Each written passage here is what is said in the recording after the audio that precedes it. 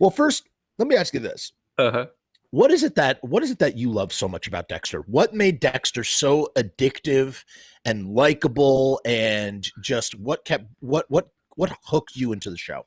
So, like, I've always liked anti-hero shows, and Dexter was such Michael C. Hall was so charismatic in it, and Mm-hmm. from episode one, I was on his side, and I was afraid he was going to get caught, and I did I feared for this serial killer, Right. and I was ready to follow him through. I mean, basically through 8 seasons, 4 good ones and 4 not so great. Yeah, dude. I would say the same. It's like the voiceover. It's so interesting how, in general, from almost like a pretentious film perspective, Yeah, whatever you yeah, want to call it, people will always tell you voiceovers are bad. yep. Don't do voiceovers. Voiceovers are not good storytelling. Show, don't tell. But when you have but there is a time when voiceover works really well, and that's case in point with Dexter, where Yeah. yes, as you said, here's a serial killer who's kind of a good guy, kind of a vigilante, who we are so concerned, we're so afraid that we don't want him to get caught. He's doing good things. We're allowed, you know what it was? It's almost kind of like the prerequisite for Walter White and Breaking Bad, because Yeah.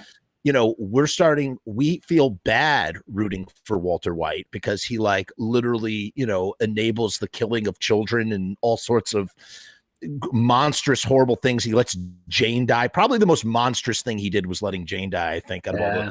monstrous things that he's done. He's done a lot.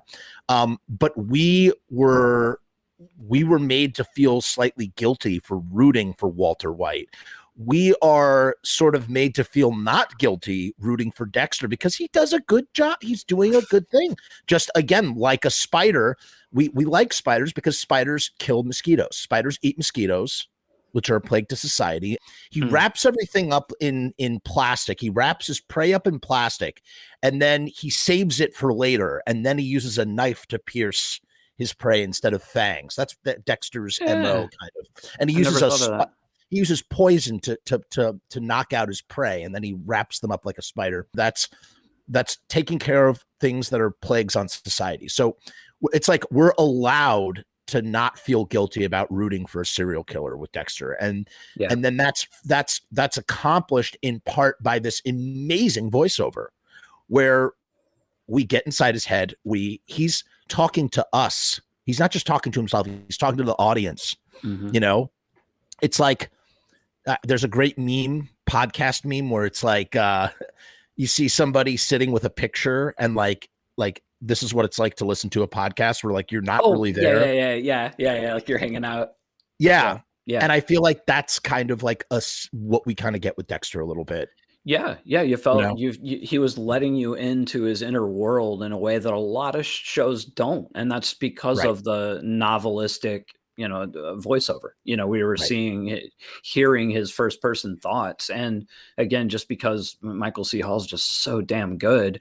I mean, if you even had even an inkling of liking a show like that, you're gonna fall in love with him. Right. If it's totally not, like against your, morals or your taste. If Right. you like serial killer stuff, you'll most likely really like Dexter.